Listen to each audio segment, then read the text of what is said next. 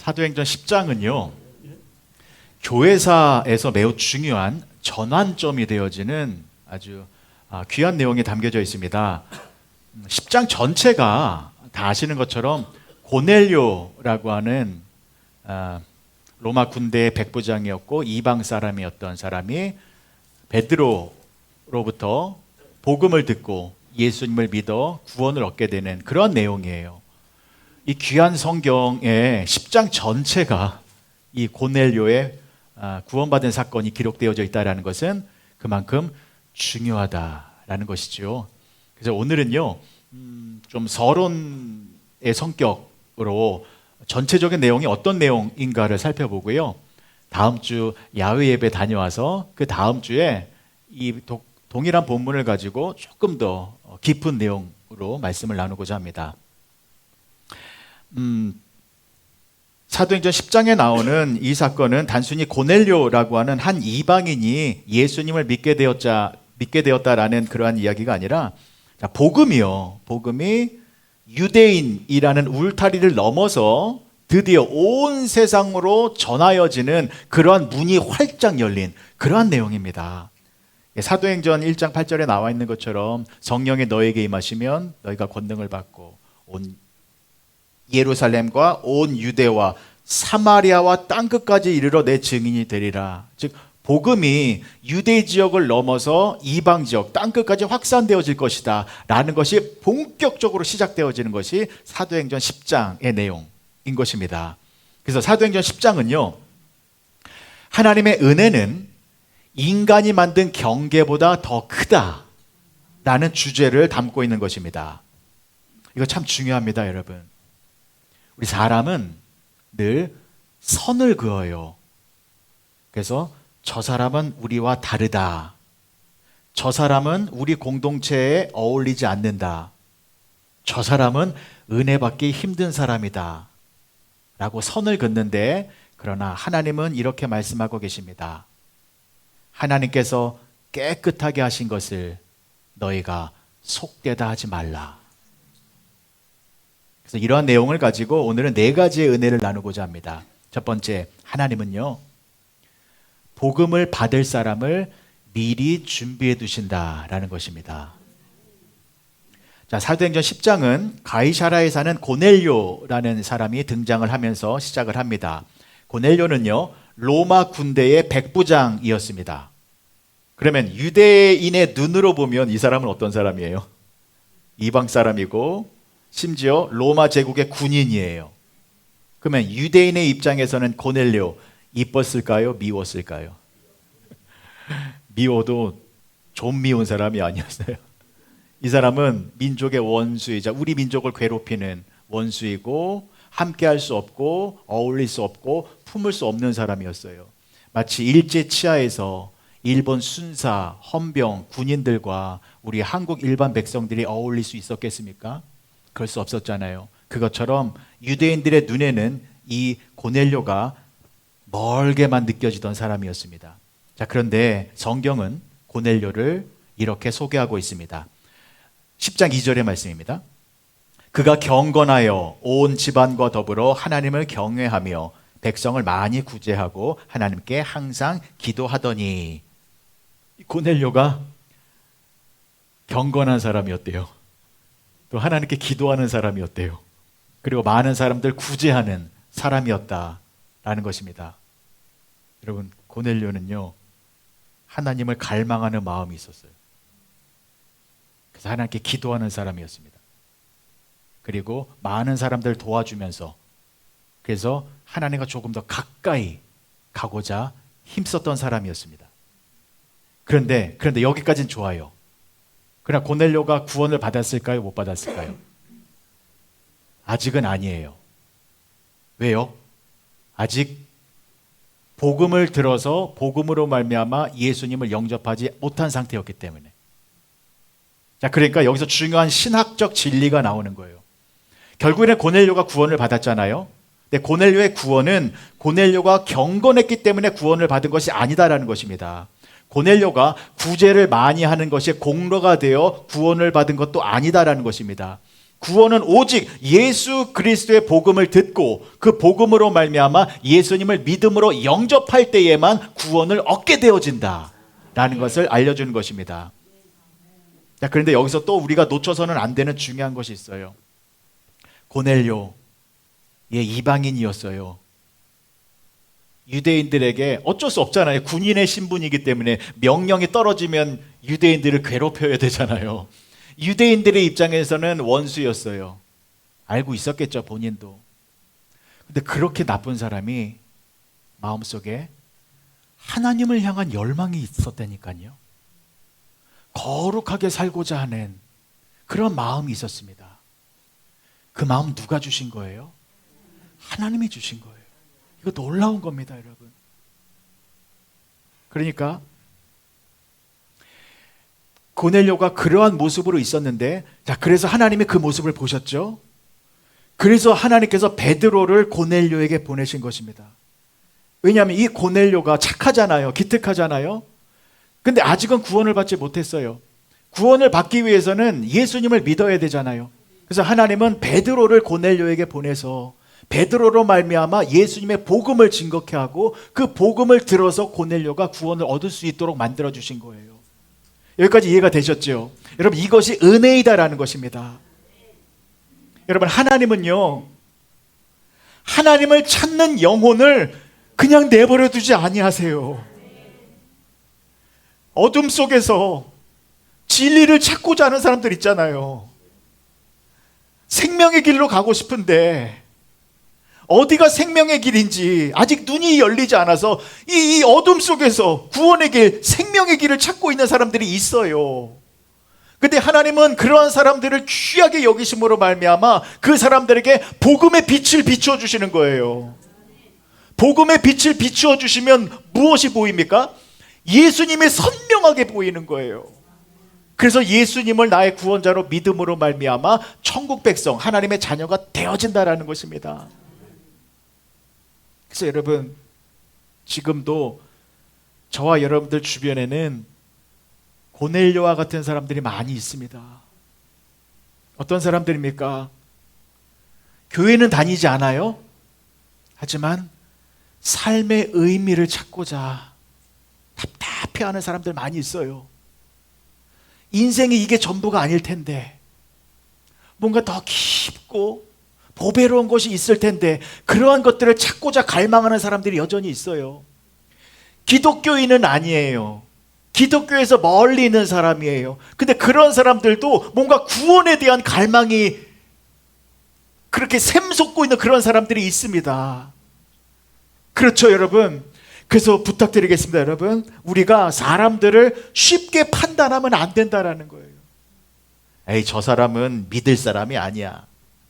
저 사람은 교회에 나올 사람이 아니야. 저 사람 너무 세속적이야. 아니요. 하나님은 이미 그 사람들의 마음속에 일하고 계십니다. 어떤 일을 하고 계세요? 내가 지금 세상에 푹 빠져서 세상의 모든 것들을 가치관과 욕망에 사로잡혀서 살고 있는데 이게 전부가 아닐 것이다. 뭔가 영적인 것이 있지 않을까라는 마음을 하나님께서 주고 계세요. 지금 하나님은 먼저 그 사람들의 마음속에 일하고 계세요. 일하고 계세요. 그래서 여러분, 우리는 어떻게 해야 되냐면 끊임없이 전도해야 되는 거예요. 전도. 우리 주변에 지금 누군가가 마음속으로 하나님을 갈망하고 있는 사람들이 있기 때문에, 그래서 우리가 끊임없이 예수님의 구원자 되심의 복음을 증거하면 그러한 사람들이 그 복음을 듣고 예수님을 믿어 저와 여러분들 같이 천국 백성이 되어진다라는 것입니다. 자, 여러분, 전도를 너무 어렵게 생각하지 마십시오. 전도는요, 하나님께서 이미 복음을 받아들일 사람을 준비해 놓고 계십니다. 이거 오늘 꼭 아셨으면 좋겠어요. 우리는 몰라요.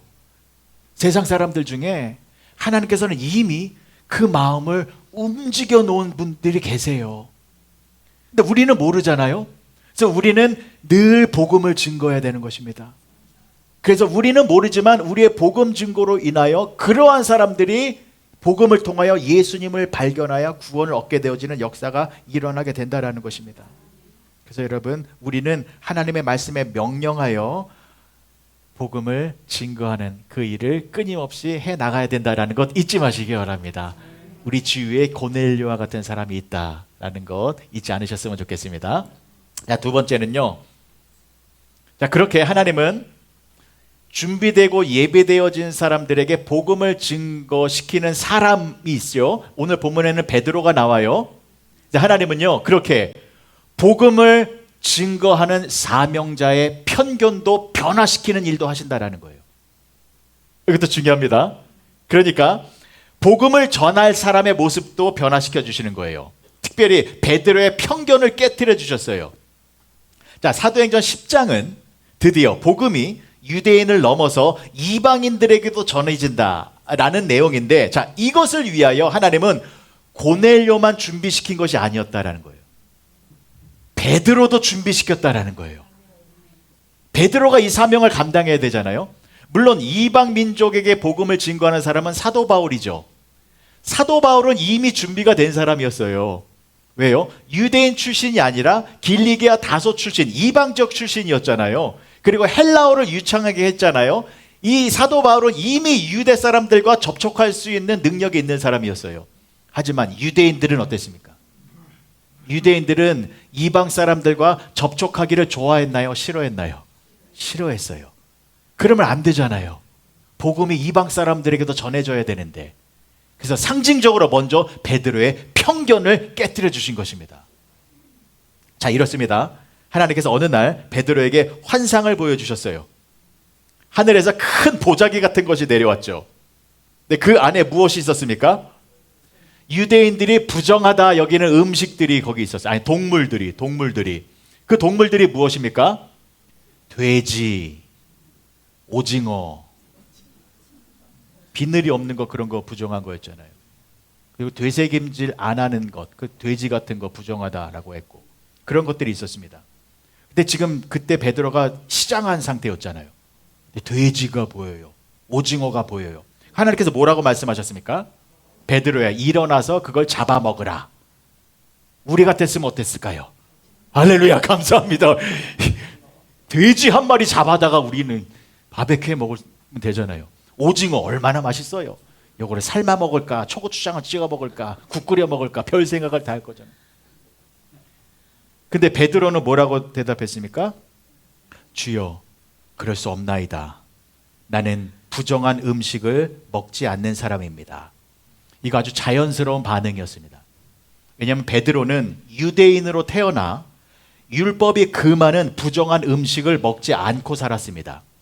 베드로에게 있어서 나는 부정한 음식을 먹지 않는 것, 이것은 내 신앙의 정체성이었고 신앙의 자존심이었습니다. 이것이 내가 자랑거리였거든요. 그런데 하나님께서는 그러한 베드로에게 먹지 않겠습니다 라고 말한 베드로에게 또 이렇게 말씀해 주십니다. 15절의 말씀 보실게요. 또 두 번째 소리가 있으되 하나님께서 깨끗하게 하신 것을 내가 속되다 하지 말라 하더라. 여러분, 이 말씀은요, 음식에 관한 말씀처럼 보이지만 실은 사람에 관한 말씀입니다. 하나님께서 베드로에게 이렇게 말씀하신 것입니다. 베드로야, 네가 부정하다라고 여기는 저 이방 사람도 내가 사랑하는 사람들이다. 네가 멀리 하려고 하는 저 사람들도 내가 복음으로 부르고 있다. 너의 전통과 편견과 경험으로 사람들을 함부로 멀리하거나 미워하거나 정죄해서는 안 된다라는 것입니다. 여러분, 이것은요, 지금 저와 여러분들에게도 하나님께서 동일한 메시지를 주고 계시는 것입니다. 왜냐하면 우리 안에도 베드로의 모습이 있기 때문입니다. 여러분, 어떻습니까? 가끔 우리는 이런 생각하지 않습니까? 저 사람은 나와 달라. 나는 저 사람을 이해할 수가 없어. 요즘 젊은 세대들 왜 저런 말을 하고 저런 행동을 하지? 아, 불편해. 저 사람은 은혜 받기가 어려울 거야. 그러나 교회가 조심해야 할 것은 하나님의 은혜를 우리 기준 안에 가두면 안 된다는 것입니다. 저 사람은 하나님의 은혜를 누리지 못할 거야. 저렇게 부정하고 나쁜 짓을 하고 있는데 어떻게 하나님이 저 사람을 사랑할 수 있겠어? 그건 우리 생각입니다, 여러분. 하나님은 그 사람도 사랑하고 계십니다. 하나님은 그 사람을 구원하기 위하여 당신의 독생자 예수 그리스도를 십자가에서 죽게 만드신 분이십니다. 우리 생각에는 그 사람이 이상해 보일지 몰라도 하나님은 천하보다 그 영혼을 귀하게 여기신다라는 것을 우리가 잊으면 안 됩니다, 여러분. 다시 한번요, 여러분. 우리 눈에는 흉하게 보일지 몰라도 하나님의 눈에는 그 사람이 가장 보배롭고 귀하게 보인다라는 것입니다. 2주 전에 저희가 마켓 전도를 나갔습니다. 이번에는 곧장 마켓으로 나가지 아니하고 이곳 윌셔와 알바라도에 있는 잭인더박스 파킹랏으로 들어갔습니다. 그 파킹랏에 파킹을 하고 차 안에서 저희가 통성으로 기도했습니다. 거기가 어떤 곳인지 아시지요? 홈리스 분들이 바글바글합니다. 마약에 취해서 비틀비틀거리는 사람이 가득합니다. 냄새가 나고 더럽고 추하고 어쩌면 인간의 모습이 아닌 그렇게 무너진 비참한 모습으로 살아가는 그러한 모습을 보았을 때 여러분들은 무슨 생각을 하고 계셨습니까? 우리가 거기서 통성 기도하는데요, 기도가 뜨겁게 나왔습니다. 성령님이 기도를 시키시는 것 같았습니다. 남자령 보사님, 그렇죠, 우리 뜨겁게 기도했지요. 그 사람들도 하나님이 사랑하시는 천하보다 귀한 영혼들이기 때문에 그들을 외면하고 그들을 멀리하고 그들을 정죄하는 것이 아니라 하나님의 마음으로 그들을 축복하고 하나님의 마음으로 그들을 섬기고 하나님의 사랑을 전해야 하다. 이것이 우리가 해야 할 일이다 라는 것을 알려주시며 정말 그들을 사랑하는 마음으로 그들의 삶의 회복을 위하여 우리가 부르짖어 기도하고 왔습니다. 그래서 여러분, 우리가 다음 주 야외 예배를 다녀오고 6월 둘째 주부터 두근두근 뜨개질 할 겁니다. 두근두근이래요. 도란도란 뜨개질 할 겁니다. 두근두근이 왜 나왔죠, 지금? 6월 둘째 주부터 도란도란 뜨개질 할 겁니다, 여러분. 많이 참여해 주시면 감사하겠습니다. 목도리를 만들고 조끼를 만들어서 겨울철에 그분들에게 선물로 나누어 드릴 것입니다. 주일에 모여서 1시간 뜨개질 할 거예요. 여러분들의 수고와 정성이 그분들의 추위를 녹여줄 수 있는 하나님의 사랑이 되어질 수 있다라는 것 잊지 마시고 이 귀한 프로그램에 참여하셔서 우리 복된 삶을 살아가시는 우리 모두가 되어주시길 간절히 축복합니다. 다시 본문으로 돌아오시면요, 자, 그러니까 하나님께서는 베드로를 먼저 변화시켜 주신 거예요. 어떻게 해요? 자신의 신앙과 전통과 편견으로 인해 하나님이 구원하고자 원하시는 사람을 외면하거나 멀리하면 안 되기 때문에 베드로의 인간적인 기준과 장벽을 허물어 주신 것입니다. 자, 이것은요, 여러분, 하나님께서 베드로를 더 넓혀 주신 거예요. 굉장한 은혜입니다. 내가 좋아하는 사람만 사랑하는 것이 아니라 그동안 내가 싫어했었고 혐오했었고 더럽다라고 생각한 그 사람까지 품어낼 수 있는, 그렇게 하나님의 마음을 가진 넓은 사람으로 만들어 주셨다라는 것입니다. 사랑하는 성도 여러분, 진짜 은혜를 받으면 사람이 넓어집니다. 이게 너무 좋아요. 진짜 복음을 알면 마음이 부드러워집니다. 그래서 성령으로 충만한 사람은 함부로 사람을 정죄하지 않아요. 품고 사랑할 수 있는 그렇게 넓은 사람이 되어집니다. 저는 우리 LA 장로교의 모든 성도님들이 넓은 사람이 되어졌으면 좋겠습니다. 아멘 하셨죠? 그러면 교회뿐만이 아니라 여러분들이 예배를 마치고 여러분들의 삶의 현장으로 나아갈 것입니다. 가정으로 돌아가고 직장으로 돌아가고 삶의 공간으로 돌아갈 거예요. 거기서 여러분들이 많은 사람들을 품어주시기 바랍니다. 그렇게 베드로처럼 복음을 증거하며 살아가시는 능력의 성도님들이 되어주시길 주님의 이름으로 간절히 축복합니다. 자, 세 번째입니다. 그래서 복음의 핵심은 예수 그리스도이다라는 것입니다. 자, 베드로가 고넬료의 집에 들어갔어요. 자, 그리고 무엇을 하였습니까? 예수 그리스도를 증거하였습니다. 말씀 보십니다. 10장 38절에서 43절까지의 말씀입니다. 하나님이 나사렛 예수에게 성령과 능력을 기름 붓듯이 하셨음에 그가 두루 다니시며 선한 일을 행하시고 마귀에게 눌린 모든 사람을 고치셨으니 이는 하나님이 함께 하셨음이라. 우리는 유대인의 땅과 예루살렘에서 그가 행하신 모든 일의 증인이라. 그들이 나무에 달아 죽였으나 하나님이 사흘 만에 다시 살리사 나타내시되 모든 백성에게 하신 것이 아니요 오직 미리 택하신 증인 곧 죽은 자 가운데서 부활하신 후 그를 모시고 음식을 먹은 우리에게 하신 것이라. 우리에게 명하사 백성에게 전도하되 하나님이 살아있는 자와 죽은 자의 재판장으로 정하신 자가 곧 이 사람인 것을 증언하게 하셨고 그에 대하여 모든 선지자도 증언하되 그를 믿는 사람들이 다 그의 이름을 힘입어 죄사함을 받는다 하였느니라. 자, 베드로가 이렇게 말을 한 거예요. 고넬료야, 그리고 이 집안에 있는 모든 사람들은 들으십시오. 예수님이 우리의 죄를 위하여 십자가에서 죽으셨고 하나님의 능력으로 3일 후에 다시 살아나시사 우리에게 영원한 생명을 주시는 참 구원자이십니다. 또 그 이름을 믿는 자는 그 이름의 능력을 힘입어 죄사함을 얻게 됩니다 라고 선포했습니다.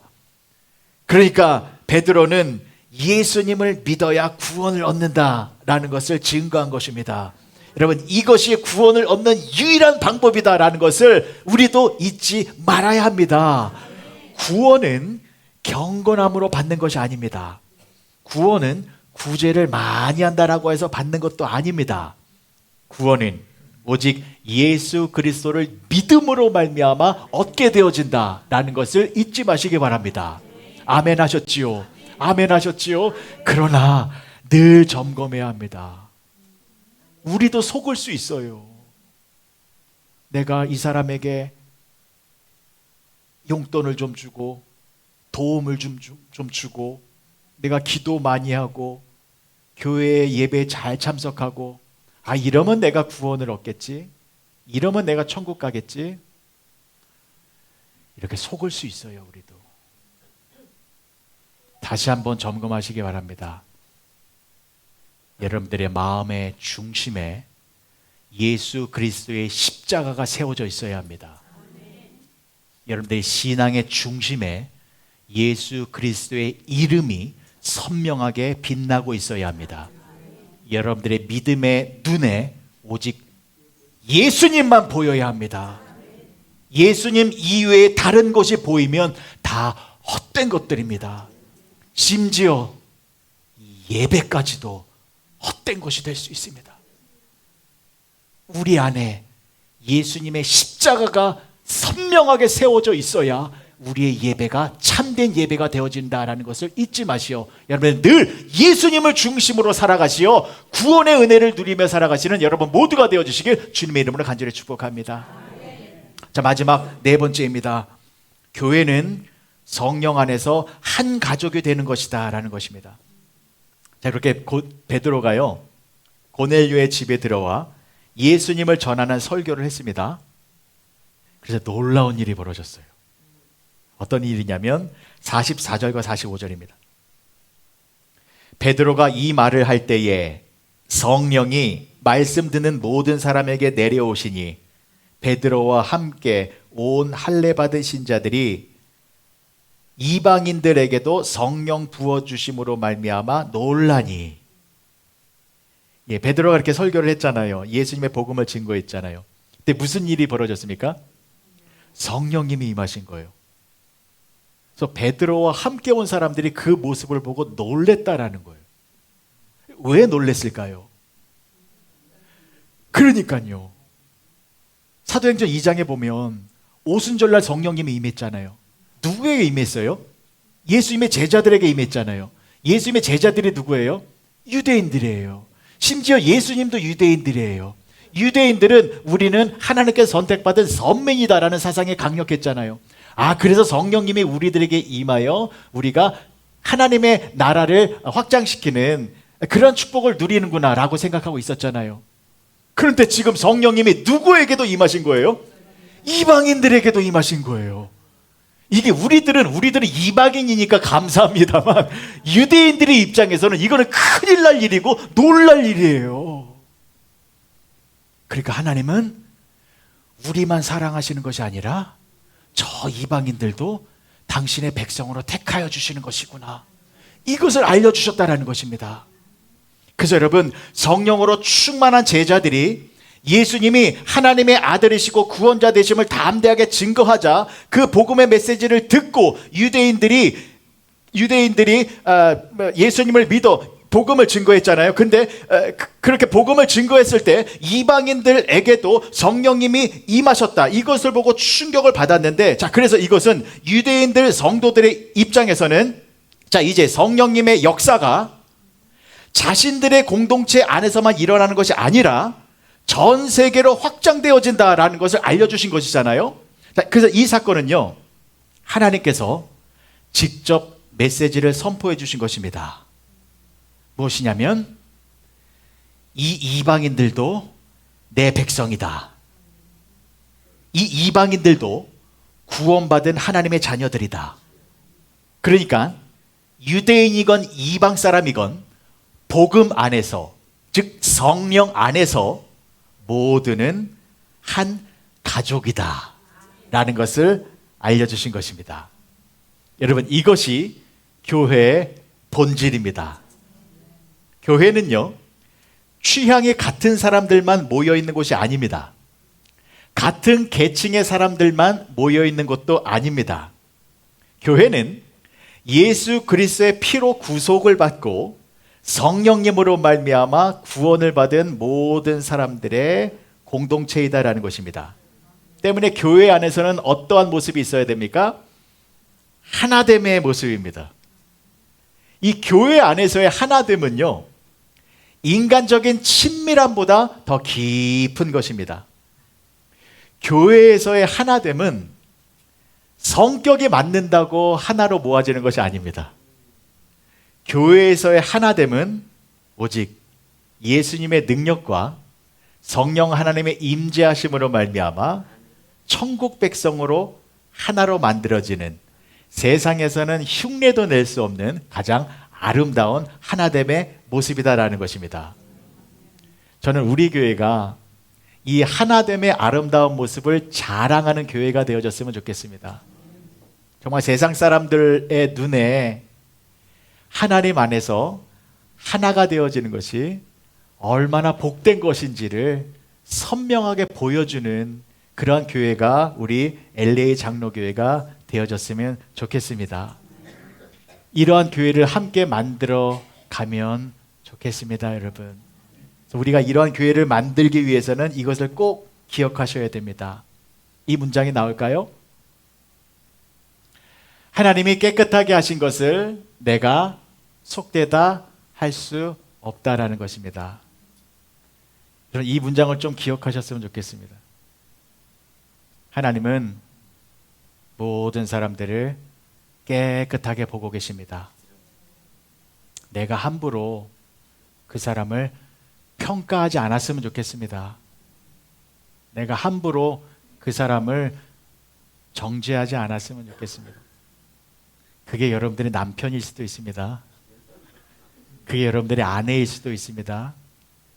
그게 여러분들의 이웃일 수도 있고 여러분들과 가장 가까이 있는 사람일 수 있습니다.